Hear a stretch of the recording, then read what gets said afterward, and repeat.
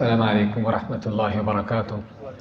الحمد للہ رب العالمین والصلاة والسلام علی رسولہ الکریم وعلی آلہ وصحبہ ومن سار علی نہجہ الی یوم الدین وسلم تسلیما کثیرا، اما بعد۔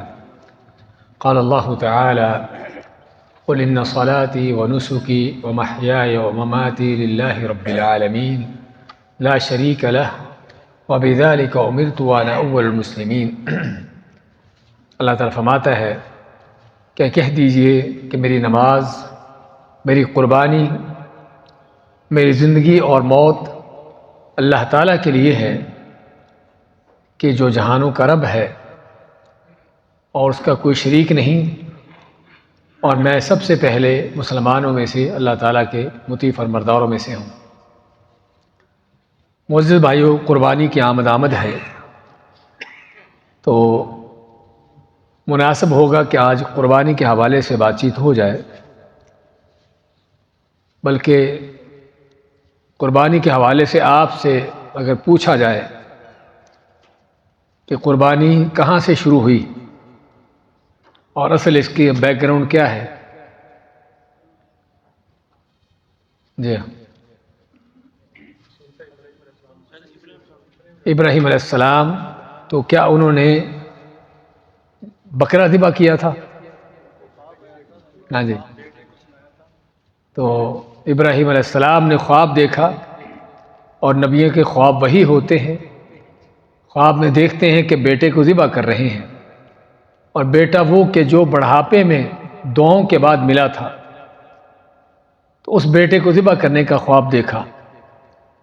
تو ابراہیم علیہ السلام بیٹے کو خواب سناتے ہیں کہ بیٹا، میں خواب میں دیکھتا ہوں کہ تمہیں ذبح کر رہا ہوں۔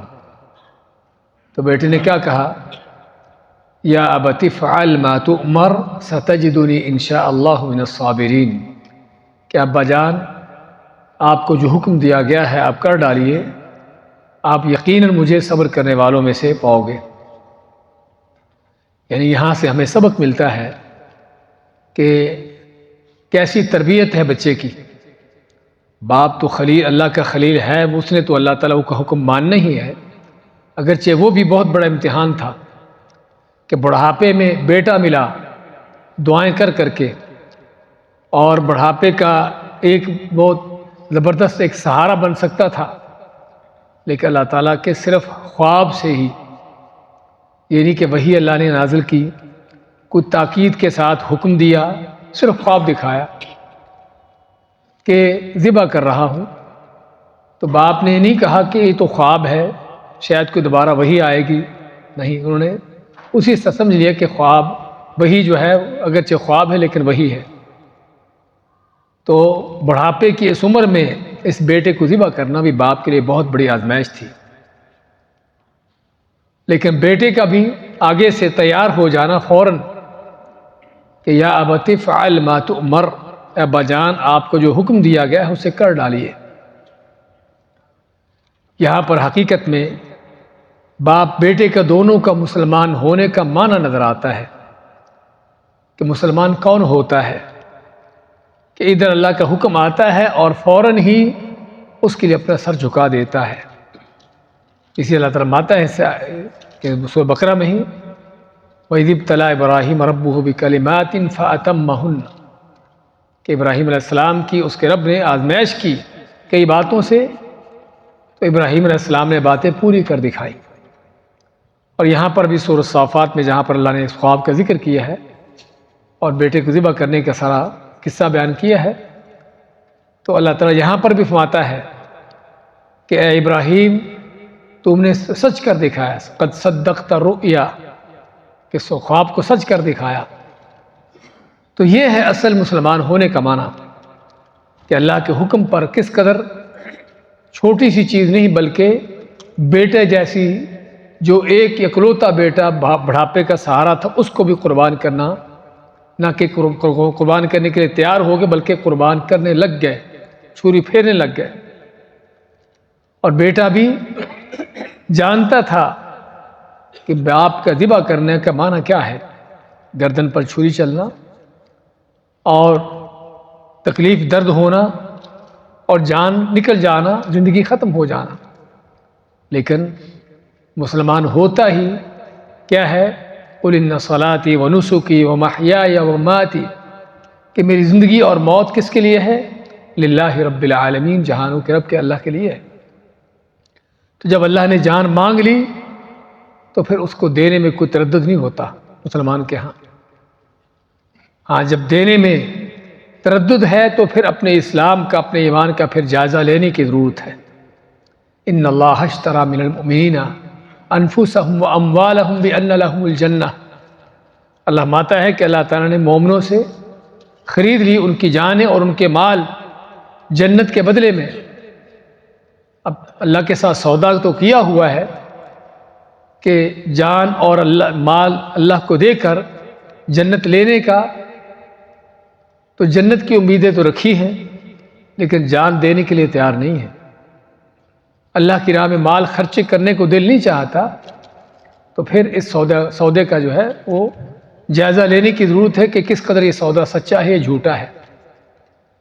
لیکن سچا سودا دیکھنا ہے تو یہاں پر دیکھیے، یہ ہے جنہوں نے صحیح معنوں سچا سودا کیا تھا اللہ کے ساتھ، کہ صرف خواب ہی دیکھا ابراہیم نے، بیٹے کو سنایا تو بیٹا فوراً کہتا ہے کہ یا ابت افعل ما تؤمر، اے ابا جان آپ کو جو حکم دیا گیا اسے کر ڈالیے۔ بیٹے کو بھی زیادہ کو فلسفے نہیں پڑے ہوئے تھے کہ ابا جان یہ تو خواب ہی ہے، خواب تو آتے ہی رہتے ہیں، تو آپ صرف خواب دیکھ کر ہی مجھے ذبح کر دیں گے، سمجھے نا؟ اس طرح کے کوئی فلسفے پڑے ہوتے نا تو آگے سے کوئی نہ کوئی سنا دیتے، لیکن کوئی ایسے فلسفے نہیں پڑے ہوئے تھے، اللہ کا حکم پڑا ہوا تھا۔ یہ ہے فرق سچے مسلمان کے اندر اور ہیلو حجتیں کرنے والے فلسفیوں کے اندر۔ تو یہاں پر بہت بڑا سبق ملتا ہے کہ مسلمان ہونے کا معنی کیا ہے، سچا مسلمان کیسا ہوتا ہے۔ تو یہ اصل قربانی کی حقیقت، یہ اصل قربانی کا پس منظر کہ جو ہمیں ابراہیم علیہ السلام کے اور اسماعیل علیہ السلام کے اس واقعے میں نظر آتا ہے۔ اور جب دونوں باپ بیٹے نے حقیقی معنوں میں، یہ نہیں کہ صرف کہنے کی حد تک، باتوں کی حد تک، بلکہ باپ نے بیٹے کو لٹا کر گرد میں چھری چلانا شروع کر دی، بیٹا لیٹا ہے ذبح ہونے کے لیے، ذبح ہو رہا ہے، تو اللہ تعالیٰ کو پہلے پتا تھا، لیکن اللہ تعالیٰ بندوں کو، رہتی دنیا کو یہ صداقت کا نمونہ دکھانا چاہتا تھا۔ اللہ کو تو پہلے پتا تھا کہ کیا ہوگا، اسماعیل ذبح ہوگا یا نہیں ہوگا، اسماعیل کی جگہ پر کیا ذبح ہوگا، اللہ کو پہلے سے اس نے پلان کیا ہوا تھا اللہ تعالیٰ نے۔ لیکن یہ ساری چیزیں کیوں ہو رہی ہیں؟ اگر اللہ تعالیٰ کو پہلے ہی پتا تھا کہ ابراہیم کس قدر سچے ہیں، اسماعیل کس قدر جو ہے مخلص ہیں، تو اس حد تک چھری چلنے تک کی نوبت، اس حد تک پہنچنے کی ضرورت کیا تھی؟ ہاں، ضرورت یہ تھی کہ تاکہ رہتی دنیا دیکھے کہ صداقت کیا ہوتی ہے، سچائی کیا ہوتی ہے۔ وہ صرف باتوں کی حد تک نہیں ہوتی، وہ عمل کردار کی ہوتی ہے، کہ کس انداز سے عمل اور کردار سے ثابت کر دیا کہ مسلمان کیسا ہوتا ہے۔ تو جب ثابت کر دیا تو اللہ نے بھی پھر ان کی صداقت کا ان کو صلہ یہیں پر دے دیا۔ آگے بھی جنتوں میں، دنیا میں بھری رہتی دنیا کے اندر بھی ان کی عزت اور ان کا شہرت جو قائم کر دی، اور جنت کے اندر بھی ان کی آگے آخرت میں جو اس کا انعام ہوگا، لیکن یہیں پر ہی کہ اسماعیل کو چھری کے نیچے سے نکال کر وہاں مینڈا ڈال دیا اور ذبح ہو گیا۔ تو یہ ہے اصل قربانی، کہ جس کے بارے میں نبی صلی اللہ علیہ وسلم کا فرمان ہے کہ سنت ابیکم ابراہیم، کہ تمہارے باپ ابراہیم علیہ السلام کی سنت ہے۔ تو بات کر رہے تھے کہ یہ قربانی کا سبق اور یہ قربانی کی حقیقت جسے ہمیں مد نظر رکھنی چاہیے اس قربانی کرتے ہوئے۔ عموماً یہ چیزیں مد نظر ہوتی نہیں، تو قربانی کیا ہے، کس مقصد کے لیے ہے، اس سے ہم کو ملتا کیا ہے۔ بکرے ذبح کیے، ٹھیک ہے، اللہ کے لیے کیے ہوں گے، خالص ہو کر کیے ہوں گے، لیکن اس میں یہ مقاصد جب سامنے نہیں ہوتے تو اس لیے اس کی وجہ سے اس قربانی کا ہمارے اوپر عملی طور پر کوئی اثر بھی نہیں ہوتا۔ حالانکہ ہر عبادت، کوئی بھی عبادت کیوں نہ ہو، اس کے پیچھے کوئی نہ کوئی اللہ نے کوئی سبق اثر رکھے ہوئے ہیں۔ لیکن جب ہم اس عبادت کو صرف ایک رسم کی حد تک کرتے ہیں تو پھر اس کا کوئی اثر نہیں ہوتا۔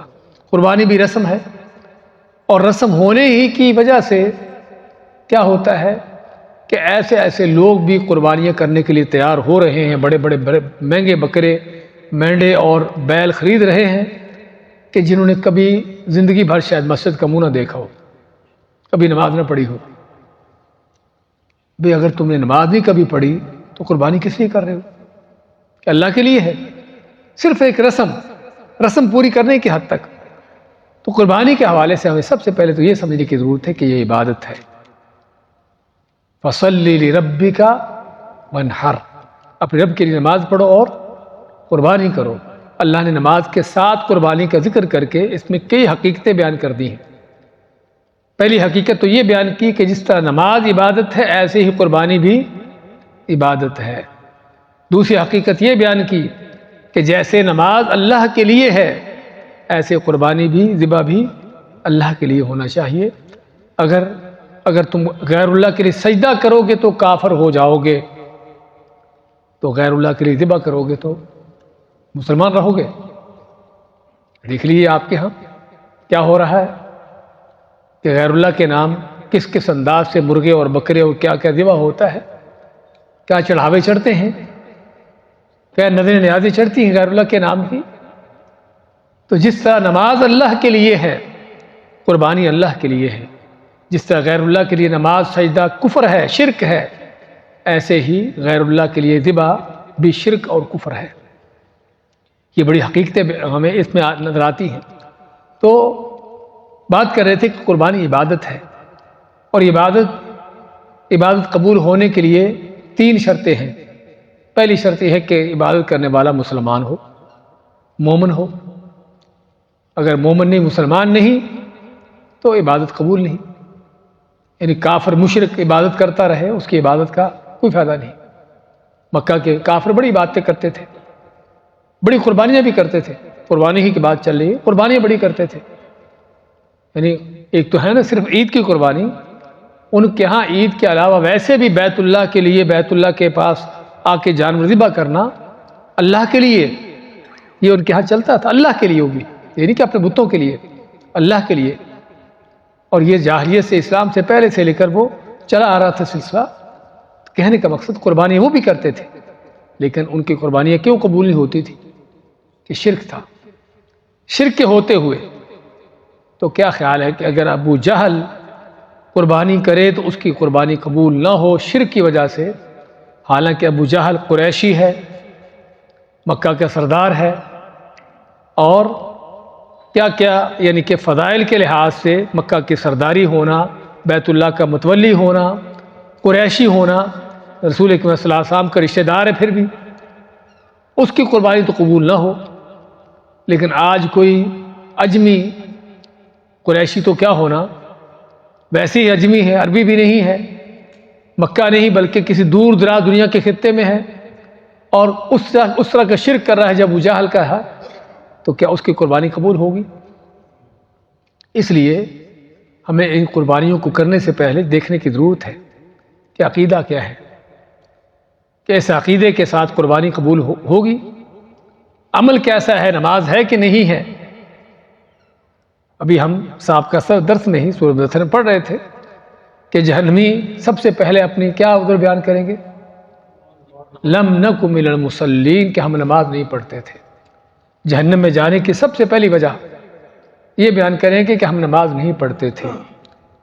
اور قرآن و حدیث کی روح سے نماز نہ پڑھنے والا کافر ہے، نماز نہ پڑھنے والا مسلمان نہیں ہے. کہنے کا مقصد ایک آدمی سرے سے نماز پڑھتا ہی نہیں، کبھی پڑھنے کی توفیق ہی نہیں ہوئی، اور قربانیاں کر رہا ہے. تو اس سے ہمیں اندازہ ہوتا ہے کہ قربانی کا تصور ہمارے ہاں کس قدر غلط ہے. تو قربانی عبادت ہے جس کو کرنے کے لیے سب سے پہلے عقیدہ صحیح ہونا چاہیے، عمل وہ ہو جو مسلمانوں والا ہے، اس کے بعد قربانی کرو، اللہ کے ہاں قبول ہوتی ہے. اور اسی طرح قربانی کے حوالے سے ہمارے ہاں جو سب سے بڑی غلط چیزیں پائی جاتی ہیں وہ ریاکاری، دکھلاوا. ابھی قربانی کے جانور خریدے جا رہے ہیں اور فیس بک پر اس کی تصویریں چڑھ رہی ہیں. یہ فیس بک اللہ کو دکھانا ہے؟ اللہ تعالیٰ تمہارے فیس بک نہیں دیکھتا، اللہ تعالیٰ تم کو دیکھتا ہے. لَن يَنَالَ اللَّهَ لُحُومُهَا وَلَا دِمَاؤُهَا وَلَكِنْ يَنَالُهُ التَّقْوَى مِنْكُمْ، کہ اللہ تعالیٰ کو تمہارے جانوروں کے نہ گوشت چاہیے نہ خون چاہیے. اللہ تم سے کیا دیکھنا چاہتا ہے؟ وہ تقوی پرہیزگاری، تم سے نیکی دیکھنا چاہتا ہے کہ تم کتنے اللہ کے لیے خالص مخلص ہو. اللہ کے لیے تمہارے اندر کیا اللہ کے دین کے لیے قربانیاں دینے کا کیا جذبہ ہے؟ ہاں بکرا تو ذبح کر دیا تم نے، لیکن اپنے آپ کو، اپنی خواہشات کو ذبح کیا ہے، اپنی نفسانی خواہشات کو ختم کیا ہے، اب وہ باقی ہے، وہ اسی طرح اپنے پورے زور و شور کے ساتھ ہے۔ تو یہ قربانی ایسی قربانی نہیں ہے، اس لیے ضرورت ہے اس قربانی کو، حقیقت کو سمجھنے کی اور قربانی کے مقصد کو جاننے کی۔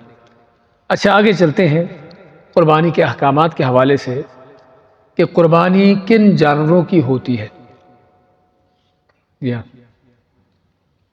سوال ہے آپ سے۔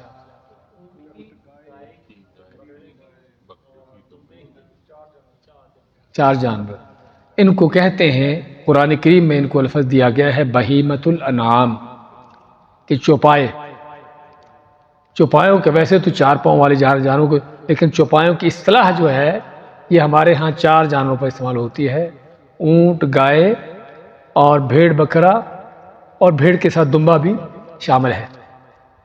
تو یہ ہے چار قسم کے جانور جن کی قربانی ہوتی ہے۔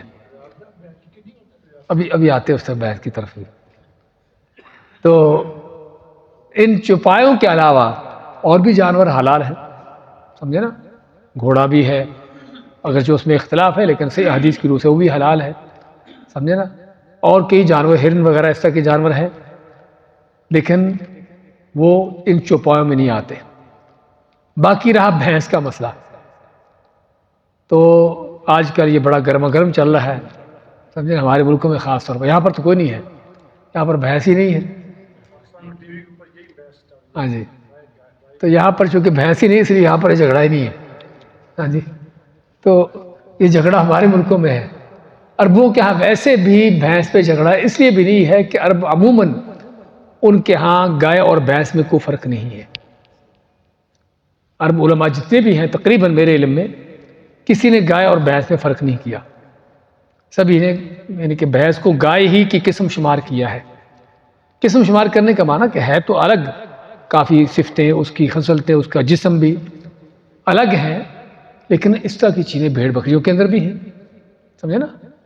بھیڑ بکریوں کی بھی دیکھیں نا، ان کی نسلیں الگ الگ ہوتی ہیں۔ بکریوں کی کتنی نسلیں ہیں، اور ایک نسل کے دوسری نسل پیدا نہیں ہوتی، یہ بھی ان کا جس طرح گائے بھینس کا مسئلہ ہے، سیم ان کا وہی بکریوں کے اندر ان کی مختلف طرح کی نسلیں ہوتی ہیں، اور اسی نسل سے آگے ان کی آگے نشو و نما چلتی ہے، دوسری نسل سے نہیں ہوتا۔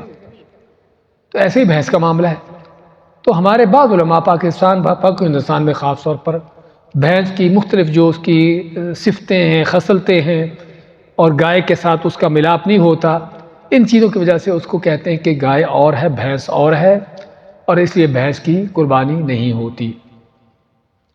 پھر یہ بھی کہ آپ صلی اللہ علیہ وسلم نے بھینس کی قربانی نہیں کی، صحابہ اکرام نے بھینس کی قربانی نہیں کی، خصوصاً آپ کے زمانے میں۔ تو اس کا جواب یہ ہے کہ چونکہ جزیرۃ العرب، یہ جو عرب کا علاقہ ہے نا، جس کو ہم گلف کہتے ہیں اس وقت، اس میں پورے میں بھینس ہے ہی نہیں سرے سے۔ گلف میں کہیں پر بھینس نہیں ہے، نہ آج ہے نہ اس سے پہلے کبھی تھی۔ کس لیے کہ یہاں کا موسم ہی بھینس کے مزاج کے خلاف ہے۔ بھینس کو چاہیے کھلا پانی، نمی والا موسم، اس طرح کی چیزیں، یہاں پر وہ چیز نہیں ہے۔ تو اس لیے بھینس کے مزاج کے یہ موسم اس کا نہیں ہے۔ لیکن آپ تھوڑا سا آس پاس چلے جائیں، مصر میں، سوڈان میں، وہاں پر بھینس ہے، اور وہاں پر بھینس کی قربانی کرتے ہیں۔ مصر میں بھینس ہے، اور اس کو گائے اور بھینس کو ایک ہی شمار کیا جاتا ہے۔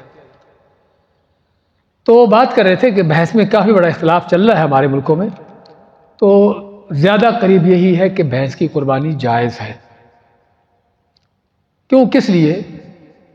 ایک تو یہ ہے کہ بھینس کو حلال ذبح، یعنی کہ اس کو حلال کیوں سمجھا جاتا ہے؟ اس کو حلال کیوں سمجھا جاتا ہے؟ اگر اس کی قربانی کی دلیل نہیں ملتی کہ آپ صلی اللہ علیہ وسلم نے قربانی نہیں کی، تو نبی صلی اللہ علیہ وسلم نے بھینس ویسے کھائی ہے، بھینس کا دودھ پیا ہے؟ جب تھی ہی نہیں تو پھر اس کا بات ہی ختم، اس کی آپ کے زمانے میں تھی نہیں، نہ آج ہے عرب گلف کے اندر۔ تو اس لیے بھینس کا اگر آپ صلی اللہ علیہ وسلم کے حوالے سے وجود نہیں ملتا تو اس وجہ سے نہیں ملتا کیونکہ یہ اس علاقے میں ہے ہی نہیں، نہ اس وقت تھی نہ آج ہے۔ باقی یہ ہے کہ ہم سبھی علماء کا اتفاق ہے کہ بھینس کا گوشت حلال ہے، اس کے حلال ہونے کی کہاں سے دلیل لی؟ گائے پر قیاس کر کے، ہاں گائے پر قیاس کر کے۔ بھینس کا دودھ حلال ہے، کہاں سے لیا؟ گائے پر قیاس کر کے۔ اچھا اور آگے بڑھیے، بھینس کی زکوٰۃ ہے، بھینس کی زکوٰۃ پر کسی علماء کا کوئی اختلاف نہیں کہ جس طرح گائے کی زکوٰۃ ہوتی ہے، زکوٰۃ کی جو شرطیں ہوتی ہیں اس کے مطابق بھینسیں بھی اس انداز سے ہوں کہ عام چراگاہوں میں چرنے والی ہوں، سال کا زیادہ تر حصہ چراگاہوں سے چرنا ہو اس کا، اور 30 بھینسیں ہو جائیں آپ کے پاس، کیونکہ کم از کم گائے کی تعداد کتنی جہاں پر زکوٰۃ شروع ہوتی ہے؟ 30 گائیں، 30 گائے ہوں تو پھر ان میں سے ایک گائے زکوٰۃ دینا ہوتی ہے۔ اسی طرح بھینسیں بھی اگر 30 ہو جائیں، لیکن وہ بھینسیں جو چراگاہوں میں چرتی ہیں، ہمارے یہاں عموماً بھینسیں اس طرح کی نہیں ہیں، ہمارے یہاں عموماً بھینسیں وہ چارہ ان کو خود ڈالا جاتا ہے، چراگاہوں میں چرنے والی اگر کوئی یعنی کہ کم ہوتی ہیں۔ اسی طرح یہ بھی کہ بھینسوں کو عام طور پر یعنی کہ دودھ جانوروں کے لیے رکھا گیا ہوتا ہے، تو جو بھی ہے مطلب اگر وہی شرطیں جو گائے کی زکوٰۃ کی ہے وہی بھینس کے اندر بھی آ جائے تو کسی کا اختلاف نہیں کہ بھینس پر بھی زکوٰۃ ہوتی ہے۔ اب زکوٰۃ تو اس پر فرض کر دی تم نے، گوشت تو اس کا کھا لیا، دودھ بھی اس کا پی لیا، اور قربانی پہ آ کے مسئلہ کھڑا کر دیا۔ ہاں عجیب بات ہے۔ تو علی کل حال ہم کہتے ہیں کہ بھینس کی قربانی جائز ہے، لیکن ایک بہت اہم مسئلہ وہ کیا ہے کہ جس میں علماء کا اختلاف ہو، حتی الامکان کوشش کی جائے اس سے بچنے کی۔ بچنے کا معنی کہ اگر آپ کے پاس گائے ہیں، بکریاں ہیں، ملتی ہیں، وافر ملتی ہیں، قربانی کر سکتے ہیں تو پھر ٹھیک ہے، آپ اس بھینس کو چھوڑو، نہ کرو اس کی، تاکہ اختلاف میں نہ پڑو، اختلاف سے بچنے کے لیے، سمجھے نا؟ ورنہ جائز ہونے کو جہاں تک یعنی کہ میں نے بتایا ہے کہ اس میں شک نہیں ہونا چاہیے، لیکن اس اختلاف سے بچنے کے لیے کہ لوگ بھی کیا کیا اختلاف کھڑے کریں گے، نہ کرو۔ جب گائے ہے، بکریاں ہیں، اونٹ ہے تو اس کی کر لو، لیکن اگر نہ ملتی ہو، بھینس سستی ہو، دوسرے مہنگی ہو، مہنگی آپ نہ لے سکتے ہو تو ٹھیک ہے، پھر بھینس کی کرو، مشکل نہیں ہے۔ تو یہ ہے بھینس کی قربانی کے حوالے سے۔ اچھا یہ تو تھا جن جانوروں کی قربانی ہوتی ہے۔ عمریں کتنی ہوں، کتنی عمر کا جانور تو قربانی ہوتی ہے؟ میرا خیال تھوڑا سا ہو رہا، اپنی معلومات کو تھوڑا ریوائز کریے۔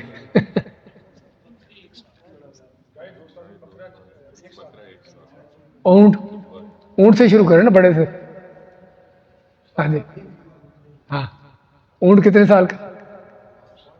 ہاں 5 سال کا، اونٹ 5 سال کا، گائے 2 سال کی، بکرا جس کو بکری بکرا کہتے ہیں وہ 1 سال کا، اور بھیڑ یا دمبا 6 مہینے کا بھی چل جاتا ہے، لیکن اگر سال کا ہو تو زیادہ بہتر ہے۔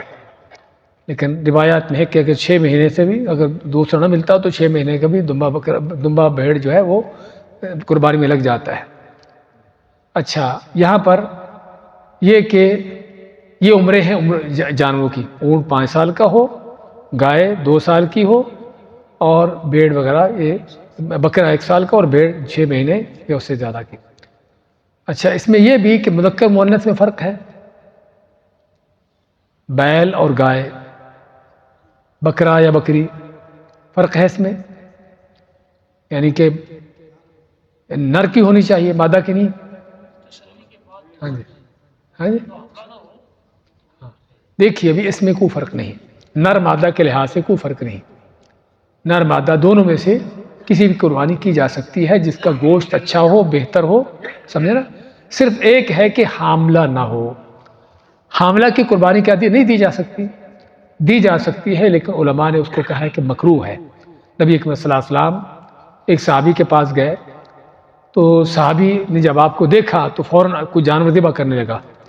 آپ میں کہ جانور ذبح کرنا لیکن کوئی حاملہ نہ کرنا، یعنی کس لیے؟ تو چونکہ اس کے پیٹ میں بچہ ہے، حمل ہے، آگے بچہ دے گی، مزید فائدہ ہوگا، اس کی بجائے اس کو کرنا جس پہ ہم حاملہ نہ ہو۔ تو یہ صرف آپ نے ایک جو ہے ایک ارشاد کے طور پر اس بات کا ذکر کیا، ورنہ اگر ضرورت ہو حاملہ کی بھی قربانی کرنے کی، ذبح کرنے کی، تو اس کو ذبح کیا جا سکتا ہے۔ یہ نہیں کہ ذبح کرنا ناجائز ہے، قربانی نہیں ہوتی، قربانی ہو جاتی ہے، لیکن مکروہ ہے، یا بہتر ہے کہ اس کی بجائے دوسرے جانور ذبح کیے جائیں۔ تو میل یا فیمیل میں کفر کا نہیں، سبھی کو، لیکن اس میں بنیادی شرط یہ ہے کہ وہ صحت مند ہو۔ اچھا، قربانی کی شرطیں کیا ہیں؟ قربانی کے جانور کی 4 چیزیں ہیں کہ جس کی قربانی نہیں لگتی۔ 4 طرح کی صفتیں ہیں جانور کے اندر کہ اگر وہ 4 صفتیں ہوں تو قربانی نہیں ہوتی۔ ایک ہے قربانی نہ ہونا، ایک ہے مکروہ ہونا، 2 فرق ہے اس میں۔ تو یہاں پر سب سے پہلے ہم آتے ہیں کہ جن جانوروں کی قربانی نہیں ہوتی وہ کون سے ہیں؟ ہاں، کانا، لنگڑا، نہیں جس کی قربانی نہیں ہوتی، ہاں، بیمار نہ ہو، سمجھے، بیمار نہ ہو، اتنا کمزور نہ ہو کہ چل نہ سکتا ہو، اور جس کی ہڈی میں مخ نہ ہو۔ 4 حدیث میں آتا ہے 4 لا تجوز فی الاضاحی، آپ مانتے کہ 4 طرح کے جانور قربانی میں نہیں لگتے۔ تو اس میں کانا، جس کا کانا پن واضح ہو، اور اگر اندھا ہو تو پھر ہاں پھر نہیں لگے گا، وہ کانا تو نہیں بھی۔ ایسے کہا کہ بعض علماء نے کہا، ابن حزم رحمۃ اللہ علیہ بڑے علماء میں سے ہے، وہ ہر چیز کے حدیث کو ظاہر کو بس کہتے کانا نہیں لگے کہ اندھا لگ جائے گا، کیونکہ آپ نے کانے کا بیان کیا ہے۔ تو اگر کانا لگتا تو اندھا ظاہر بات نہیں لگے گا۔ اچھا، لنگڑا، ہاں جو لنگڑا کے چلتا ہو، لنگڑا کے چلتا ہو، جس کو چلنے میں مشکل ہوتی ہو، تو وہ قربانی میں نہیں لگتا۔ اسی طرح اتنا بیمار کمزور جو چلنے سے عاجز ہو، لاغر ہو، بالکل لاغر کمزور، اور جس کی ہڈی میں مخ نہ ہو، یعنی وہ بھی کمزوری کے اندر آتا ہے، تو یہ 4 طرح کے جانور نہیں لگتے قربانی میں۔ اس کے بعد باقی ہیں کہ جو لگ جاتے ہیں لیکن مکروہ ہیں، بہتر ہے کہ اس کی جگہ دوسرا جانور ہو۔ ابھی بھائی ذکر کر رہے سینگ کا، سینگ ٹوٹا ہوا ہو، سارا ٹوٹا ہو یا آدھا ٹوٹا ہو، مکروہ ہے، یعنی لگ جاتا قربانی ہو جائے گی۔ کان کٹا ہو، سمجھے نا، پورا کٹا ہو تو مکروہ ہے، لیکن تھوڑا بہت کٹا ہو تو مشکل نہیں۔ تو اس طرح کی چیزیں، زخمی ہو تھوڑا بہت، اتنا زخمی کہ جس سے یعنی کہ اس کی صحت میں کوئی فرق نہ آیا ہو، تو اس طرح کے جانور یعنی کہ بہتر ہے کہ کامل ہو جانور، صحت میں یعنی پورا ہر لحاظ سے صحیح ہو، لیکن اس طرح کے چھوٹے موٹے جو فالٹ عیب ہیں اس سے قربانی ہو جاتی ہے، لیکن بہتر ہے کہ اس سے بہتر کوئی جانور کو لیا جائے۔ اچھا، یہ بھی کہ یہ چیزیں یعنی کہ کان کٹا، سینگ وغیرہ، یہ اس وقت ہے کہ جب آپ جانور لے رہے ہیں، کانا اس وقت نہ ہو جب آپ جانور لے رہے ہیں، لنگڑا اس وقت نہ ہو جب آپ جانور لے رہے ہیں قربانی کے لیے۔ لے لیا آپ نے قربانی کا جانور، اس کے بعد اس کا کوئی ایکسیڈنٹ ہوا، کوئی پیش ہوا، اس کی ٹانگ ٹوٹ گئی، لنگڑا ہو گیا، اب قربانی اس کی ہوگی نہیں ہوگی؟ اب ہوگی، سمجھے نا، فرق ہے قربانی کا جانور خریدتے ہوئے اس کی حالت، اور خریدنے کے بعد جو ہے اگر اس کو کوئی اس طرح کا نقصان ہو گیا، کوئی زخم آگے، کوئی اس طرح کا معاملہ ہو گیا، پھر اس کی قربانی ہوگی۔ آپ نے صحیح جانور لیا، لینے کے بعد اس کی ایک آنکھ خراب ہوگی، کانا ہو گیا، اس کی قربانی کریں گے، مشکل نہیں ہے، سمجھے نا، سینگ ٹوٹ گیا، وہ تو ویسے بھی بتایا نا قربانی ہو جاتی ہے، لیکن بہتر ہے کہ، لیکن حتیٰ کہ یہ جانور جن کی قربانی نہیں بھی ہوتی، یہ بھی اس وقت کی شرط ہے جب آپ جانور خرید رہے ہیں، لیکن کوئی خریدنے سے لے کر قربانی کرنے کے درمیان کوئی اس طرح کا معاملہ آ گیا تو پھر اس کی قربانی ہو جائے گی، اس میں کوئی حرج کی بات نہیں۔ اچھا، یہ تھا کہ قربانی کس جانور کی ہوتی ہے، کس کی نہیں ہوتی، اور قربانی کی شرطیں۔ اس کے بعد قربانی کا وقت کب سے کب تک ہے؟ ہاں جی، عید کی نماز کے بعد سے لے کر 13 ذو الحج کی شام تک، عصر تک نہیں، سمجھے نا، ایام تشریق جو ہے نا، ایام تشریق ہے 13 تک۔ آپ کا فرمان حدیث میں آتا ہے کہ ایام تشریق جو ہیں کھانے پینے کے اور ذبح کرنے کے دن ہیں، صحیح حدیث ہے کہ ایام تشریق کے 11، 12 اور 13، عید کے بعد کے 3 دن۔ اب آتے کہ یہ تینوں دن جو ہیں، عید کے بعد کے تینوں دن یہ ایام تشریق ہیں، یہ کھانے پینے، اللہ کا ذکر کرنے اور ذبح کرنے کے دن ہیں۔ ہمارے ہاں اکثر کہتے ہیں کہ قربانی کے 3 دن ہیں، عید کا دن اور 2 دن بعد، لیکن صحیح حدیثوں میں ملتا ہے کہ اصل دیکھیے کہ حج کب تک ہے، حج کے اعمال 13 کی شام تک ہے، سمجھے نا، حج کے اعمال 13 تک ہے۔ تو قربانی بھی چونکہ حج سے متعلقہ ہے، قربانی کے معاملات حج سے ہیں، تو اس لیے قربانی بھی 13 تک ہے، 13 کی شام تک۔ لیکن کوئی شک نہیں کہ جتنا اس کو جلدی کیا جائے زیادہ افضل ہے، عید کے دن کیا جائے زیادہ بہتر ہے، دن میں کیا جائے زیادہ بہتر ہے، رات کو بھی کر سکتے ہیں کرنے کو، لیکن دن میں کرنا زیادہ افضل ہے۔ تو اس لیے تو یہ ہے عید قربانی کا وقت۔ اسی طرح قربانی ذبح کرنے کے حوالے سے سنت ہے کہ آدمی خود کرے اپنے ہاتھ سے، لیکن اگر نہ کر سکتا ہو تو کسی کو وکیل بنانا جائز ہے۔ کل ہی مجھے پتہ چلا ہے کہ بعض لوگ میگا مارٹ میں، رامز میں، وہاں قربانیاں دے رہے ہیں۔ بھی میگا مارٹ میں ہندوؤں سے ذبح کروا رہے ہیں، بھی ہندوؤں کا ہو تو بھائی عجیب بات ہے۔ اگر آپ نے کسی کو قربانی دینا بھی ہے، وکیل بنانا، جس کو وکیل بنانا کہتے ہیں، تب بھی اس کو دیکھیے وہ کون ہے، کوئی صحیح مسلمان ہو، قربانی کے احکامات سمجھتا ہو اور صحیح امانت داری کے ساتھ قربانی کا جانور ذبح کرے۔ آپ ہندوؤں کے ہاتھ میں قربانی کا جانور دے دو بھائی، ایسی قربانی نہیں ہوتی سرے سے۔ حتیٰ کہ میں تو یہ بھی کہوں گا کہ بعض جمعیتیں جو ہیں ان کو بھی قربانیاں دیتے ہوئے آدمی دیکھے ان کا معاملہ کیسا ہے، کیونکہ بعض جمعیتوں کے بارے میں رپورٹیں ملتی ہیں کہ قربانی کے معاملات میں کافی اونچ نیچ، قربانی کے جانور ایسے نہیں ہوتے کہ جو واقعی صحیح ہوں، بعض اوقات اس طرح کے معاملات کافی چیزیں ہوتی ہیں۔ اصل یہ ہے کہ آدمی یہ کام خود کرے۔ نبی کریم صلی اللہ علیہ وسلم کے پاس ہزاروں کی تعداد میں صحابہ لیکن اپنے ہاتھ سے جانور ذبح کرتے ہیں، اپنے ہاتھ سے۔ کیا ضرورت تھی اس کی؟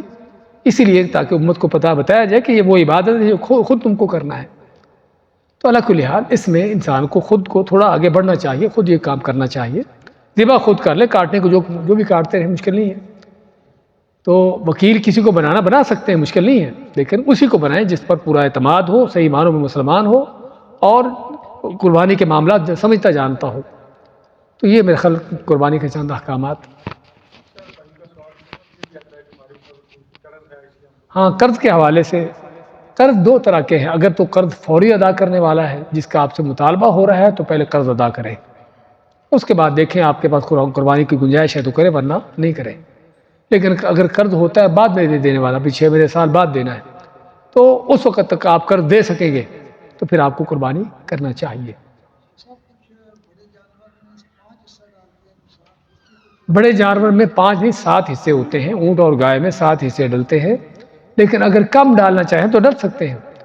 6 کا 5، ایک آدمی اکیلا پوری گائے کرنا چاہے، پورا اونٹ کرنا چاہے، مشکل نہیں۔ اللہ کی وجہ سے 100 اونٹ ذبح کریے اپنی طرف سے، 100 اونٹ۔ تو اس لیے یعنی کہ کہنے کا مقصد ہے کہ لیکن اس میں 7 آدمی شریک ہو سکتے ہیں۔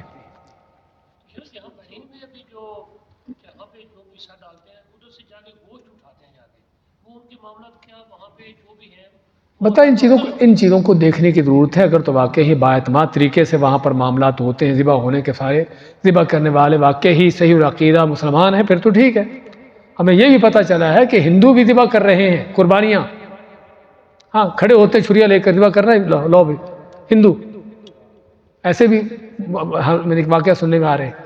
ہاں جی، تو ہندو سے ذبح کروا رہے ہو تو تمہارا وہ جانور ہی حرام ہے، قربانی تو کیا ہونی اس کی۔ ہاں جی،